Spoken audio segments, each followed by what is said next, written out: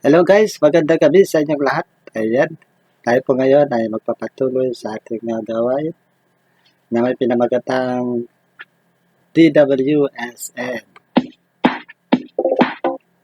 Daily World Social News Update. Ayan.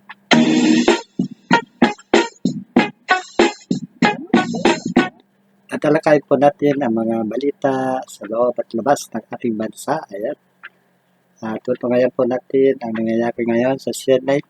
Compliance review, wala pang ibinibigay sa Secretariat ng Interpol, walang task force yung Interpol at walang kaalam-alam yung Commissioner ng Interpol. Ang sabi nga ng Interpol, si Presidente Duterte ay hindi wanted ng Interpol. Wanted daw siya ng ICC. Pinadala lang daw sa kanila. As a matter of fact, under Article 97, Section 4 of Interpol's own rules on the processing of data, it is very clear that there are so many requirements before any action can be taken. Kung pwede, ipakita natin ang itsura ng isang diffusion versus isang red notice. Ibang-iba po yun. Ni walang red notice at yung diffusion, parang sabi nga ni VP, parang tinimbre lang sa mga kasama sa Interpol ng mga miyembro. Hindi dinaan sa mismong review.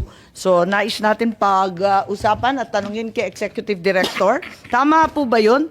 Diffusion is something not yet verified per the articles on processing data. Tama po ba yun? Kasi yan ang rules ng Interpol, hindi po ba? Ang diffusion po ay sa Article 97 ng Rules on Processing of Data is a standardized request Tama. to arrest, detain, or restrict movement Right. of accused. Ito, Tama, locate, pero Tama po. hindi pa siya verified, hindi pa siya naimbestiga, at hindi pa nailalagay bilang opisyal. Wala pang task force, Tama wala po pang yan, tama po. compliance review. Pero hindi po ibig sabihin noon na wala siyang value. Pero Pareho po, mismo yung Interpol, sinasabi po sa atin na first time daw na yung member state agad-agad in-acknowledge. Wala pa namang kaalam-alam. Ang mismong Interpol Secretariat, walang kamuang-muang kasi between states lang to, ICC lang at Interpol. whether it is a red notice or wanted person diffusion, obligado po tayong mag-comply. Hence, our job in the NCB is to distribute the diffusion notice. Nandyan, pinapakita natin yung red notice sample versus yung diffusion order. Ibang-iba po, di ba, yung Magkaiba itsura? po, magkaiba po. Magkaiba, Pero- yung kay Arnie Teves yan, tsaka ito kay PRRD, ibang-iba po. Magkaiba po. Talagang hindi sila. Magkaiba So, po. admitido po ninyo, walang red notice. Yung red notice po, wala po siyang red notice. Walang dumating, ano? Merong tinatawag po na O, tama. Red diffusion. Kung ganun, sinasabi, tulad ng sinabi ni VP, maobligasyon ang ating pamahalaan mag-cooperate, tumulong sa lahat ng request. Yung request, hindi naman ang galing sa Interpol Pinapaliwanag nga ng Interpol. Hindi naman amin wanted yan.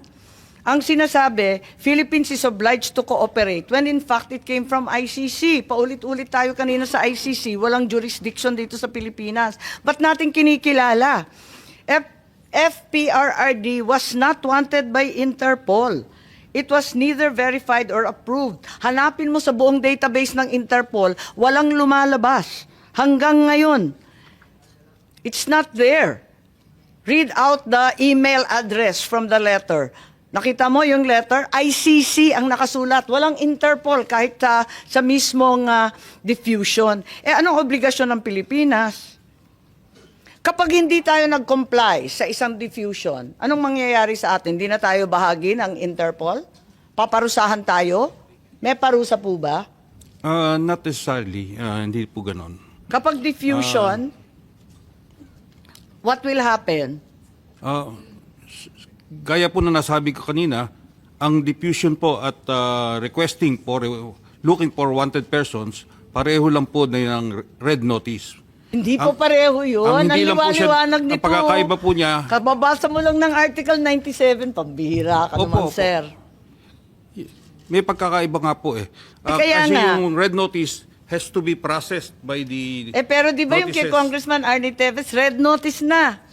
Ayan, dinadaan pa rin sa proseso ng maliit at mahirap na bansa katulad ng Timor-Leste. Ayaw pa rin nila pumayag. Dahil ang sabi nila, dadaan muna ito sa korte natin. Ngayon tayo, lumundag tayo sa diffusion. Ano bang commitment natin? Anong mangyayari sa atin? Sinabi na natin, ICC has no jurisdiction. Tapos, ICC warrant has no effect. Tama ba yun? E di ano ngayon yung Interpol? May obligasyon ba tayo sa Interpol? Diffusion pa lang to. Obligado po. Obligado. Bakit? Obligado. Anong mangyayari kung di tayo sumunod? Katulad din po yan ng mga ibang red notices na hindi natin nakukuha, but obligado rin po tayo. Ano nga mangyayari? Anong parusa? Papaluin ba tayo? Tatanggalin ba tayo sa Interpol? Iisnabi na tayo ng buong kapulisan ng buong mundo? Hindi ko po masasagot yung gagawin ng Interpol sa atin, but masasabi ko po we have to comply with both the diffusion and the red notice. You have to. We need to. At we the need risk to. of what sanction? We need to. We need to. Ayan po yung kwan eh. We Okay. exert our maximum effort to comply with those requests. Nakakagulat lang po dahil kasi eto nga may obligasyon daw pero diffusion lang to at sabi ng Interpol first time daw nga nila na diffusion pa lang lumundag na at inaresto na kagad. Pero parang hindi naman to biglaan kasi General Marbil may memo kayo ng March 10, di po ba? May memo kayo sa kapulisan na mag-mobilize na agad-agad. Libo-libong pulis ang pinamobilize kahit hindi pa ninyo alam na may warrant. Sabi ninyo, hindi ninyo alam Asan yung memo? Nariyan kanina, di ba? Aalala po ba ninyo yung memo na yan? But anyway, ma'am, Hindi. Yung memo, tama po ba yan o mali yung binigay sa amin? 10 po ang nakasulat na date.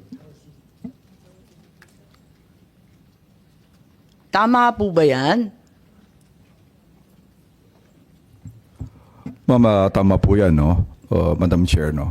Ang preparation namin, although sabi ko nga, narinig po namin na there will be possible na lumabas po yung warrant based on sa mga dumadating na news, it's a standard procedure po ng PNP na mag-prepare po in case that's a part of our planning process. Libo-libo ang minobilize na kapulisan, gumastos ang buong pamahalaan para lamang sa isang chismis galing sa Hong Kong. Sabi po ni Secretary John Vic na chismis lang naman ang umabot sa kanila, hindi naman sila nakatanggap ng anumang katibayan Ma'am, it's a standard, Madam Chair, it's a standard procedure ng Philippine National Police kay Chismis. So in there, we have to prepare and plan kung ano pong mangyayaring eventualities po. 7,000 po, base sa chismis. Wala kayong alam. No, we don't have any record ng 7,000. I believe Yun ang ito. pinagmalaki sa dyaryo. Hanggang dyaryo lang naman kami. Ma'am, wala po kami nilalabas ng ganong karaming tao. I guess it's more of yung pinapilaki. But I doubt with this number, ito lang po yung nilabas po namin tao. Okay. So, ilan ang minobilize ninyo kung sinasabi niyo na labis-labis naman ang 7,000? Sa tingin ko, labis-labis. Isipin mo, chismis lang. Ma'am, based on the numbers, more or less it's a total of 156. Yun lang po yung ano namin. But sabi ko nga doon, it's just a normal procedure. May po mga memo pa na sumunod dyan. Alam naman ninyo yun. Ito lang yung pinakauna. Madam Chair, I have to check po yung numbers ng tao natin. Bakit sinabi 7,000? Nagulat naman kami.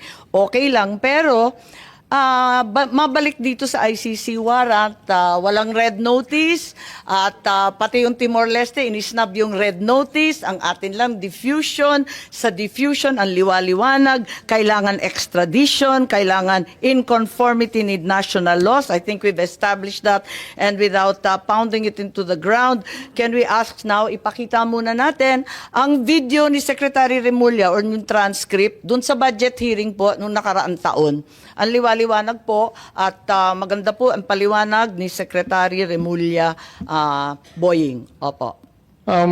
But when it comes to them going into the country, kung gusto nila pumasok dito upang manghuhuli at magpasagawa ng warrant na kanila pong na-issue po siguro ng ICC pagdating ng panahon, kailangan ho itong dumaan sa ating court system. Ito po ay kinakailangan ng isang action to enforce a warrant, action to enforce a judgment. Kailangan po dumaan yan sa ating court system. Kaya hindi ho namin pakikialaman kasi yan po trabaho na ng Interpol kung talagang gusto nilang habulin yung tao na nasasaktal. Yung sabihin natin, nag-issue po na warrant of arrest ng ICC,